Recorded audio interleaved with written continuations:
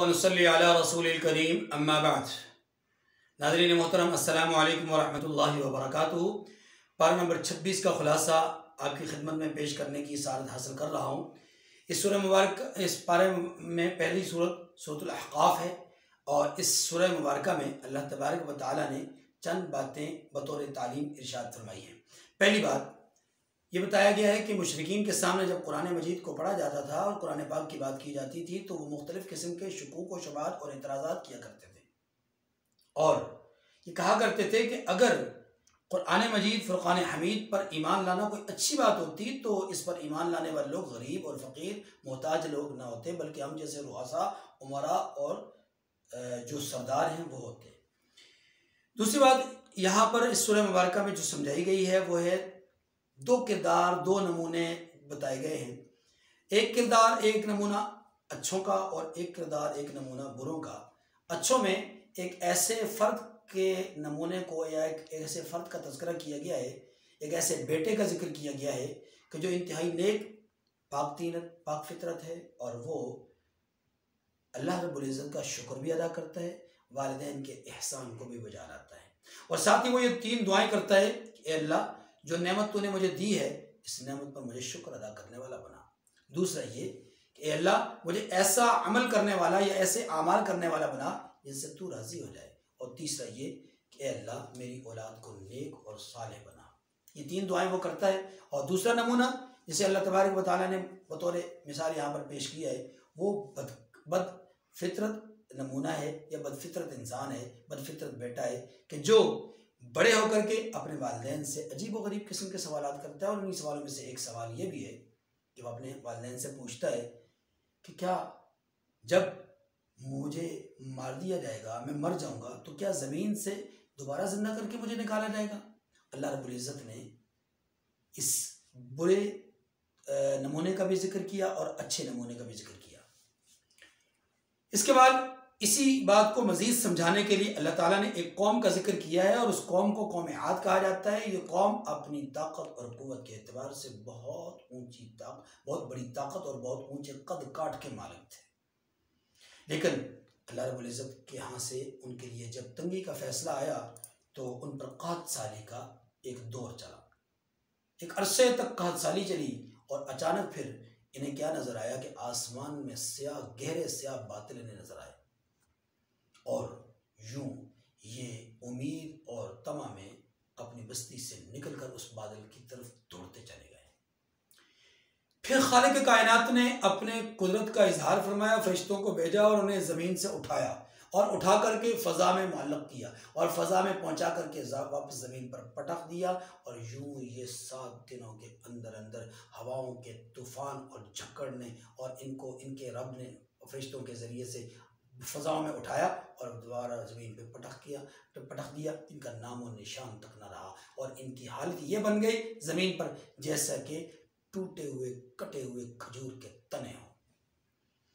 उसके बाद अल्लाह तबारक व तआला ने जिन्नात के ईमान लाने का जिक्र किया है और ये एक इशारा दिया है कि ए मुशरिकीन मक्का, तुम तो रब का कलाम सुन करके तुम्हारा दिल नरम नहीं होता, लेकिन जिन्नात ने अल्लाह का कलाम सुना तो उनके दिल नरम हो गए। न सिर्फ सुनने वालों का ही दिल नरम हुए बल्कि उन्होंने जाकर अपनी बस्ती और अपनी कौम के सामने जब इस बात का जिक्र किया तो उनके दिल भी नरम हो गए और वह भी राय पर चल पड़े। इसके बाद सूरत मुहम्मद है और सूरह मुहम्मद का दूसरा नाम सूरतुल क़िताल भी है क्योंकि इस सूरह मुबारक में जिहाद और क़िताल का तज़किरा है। इस सूरह मुबारक में अल्लाह तबारक व तआला ने अपने हबीब अलैहिस्सलाम का नामी इस्म गिरामी भी जिक्र फरमाया है। याद रखिए कि रसूलुल्लाह सल्लल्लाहु अलैहि वसल्लम का इस्म मोहम्मद सल्लल्लाहु अलैहि वसल्लम कुरान पाक में 4 जगह बयान हुआ है। नंबर 1 सूरह आले इमरान में और वहाँ पर तज़किरा है आप अलैहिस्सलाम के दुनिया से विसाल करने का और दुनिया से पर्दा करने का। दूसरे नंबर पर आप सल्लल्लाहु अलैहि वसल्लम का जिक्र मुबारक सूरतुल अहज़ाब में है जहाँ पर यह बयान किया गया है कि रसूलुल्लाह सल्लल्लाहु अलैहि वसल्लम ख़ातमुन नबिय्यीन है। और तीसरे नंबर पर तज़किरा इस सूरह मुबारक में है, इसे सूरह मुहम्मद का कहते हैं। इसमें अल्लाह तबारक व तआला ने आप अलैहि वसल्लम का जिक्र फरमाया है। चौथा तज़किरा आपका इसी पारे के अंदर सूरह फतह में है और वहाँ पर आप सल्लल्लाहु अलैहि वसल्लम के साथ आपकी मायत में रहने वाले सहाबा इकराम का भी जिक्र खैर किया गया है। इस सूरह मुबारक में अल्लाह ताला ने जन्नत की नहरों का भी जिक्र किया है कि वहाँ का पानी गदला नहीं होगा। ये भी बतलाया है कि वहाँ शहद की नहरें भी होंगी और शराब की और दूध की नहरें भी होंगी। उन नेमतों का जिक्र करके अल्लाह ताला ने जिहाद और क़िताल का जिक्र किया है।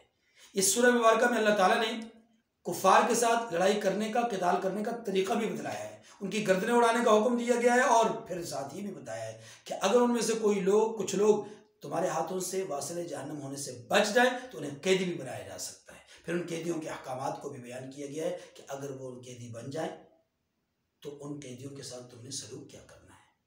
उन्हें अपने पास रखो या उनका बदला लेकर के उन्हें छोड़ दो या फिदिया लेकर के उनको छोड़ दो या फिर उन्हें गुलाम और लौंडिया बना दो। ये सारे अहकामात इसके इम्कानी सूरतों में यहाँ पर मौजूद हैं। सूरह फतह इसके बाद तीसरी सूरत है और सूरह फतह में अल्लाह तबारक व तआला ने ख़ास तौर पर फ़तह मुबीन का जिक्र फरमाया है। इसका पस मंज़र कुछ यूँ है कि रहमत दो आलम सल्लल्लाहु अलैहि वसल्लम ने सन 6 हिजरी में एक ख्वाब देखा और उस ख्वाब में यह था कि आप अपने जानिसार सहाबा के साथ हरम का तवाफ़ कर रहे हैं और आप हलक़ यकसर कर रहे हैं। आपने बेदारी के बाद अपने सहाबा से इस वाक़े को जिक्र फरमाया। सहाबा इकराम रिज़वानुल्लाहि अलैहिम अजमईन ने अर्ज़ की कि या रसूलल्लाह चलें अल्लाह के घर के तवाफ़ और हरम की ज़ियारत के लिए। तो रसूलुल्लाह सल्लल्लाहु अलैहि वसल्लम अपने जमात सहाबा इकराम के साथ, जिनकी तादाद 1400 या 1500 थी, यहाँ से निकले और हुदैबिया के मकाम पर पहुँचे। तो आप सल्लल्लाहु अलैहि वसल्लम ने अपने कासिद और सफ़ीर हज़रत उस्मान रज़ियल्लाहु अन्हु को भेजा कि आप जाइए और जाकर मुशरिकीन मक्का से कहिए कि हम क़त्अन क़िताल और लड़ाई करने की नीयत नहीं आए। आप रज़ियल्लाहु अन्हु जब वहाँ पहुँचे, इधर खबर गर्दिश करना शुरू हो गई, अफवाह फैल गई कि उन्हें वहाँ पर शहीद कर दिया गया है। आप अलैहिस्सलाम ने अपनी जमात सहाबा इकराम को जमा फरमाया और एक दरख्त के नीचे उनसे बैत ली, राह फरार इख्तियार ना करने की। इस बात पर बैत ली कि जब तक खून उस्मान का बदला नहीं लिया जाएगा उस वक्त तक हम यहाँ से नहीं लौटेंगे। चुनाचे तमाम सहाबा इकराम ने हुजूर के हाथ पर बैत की।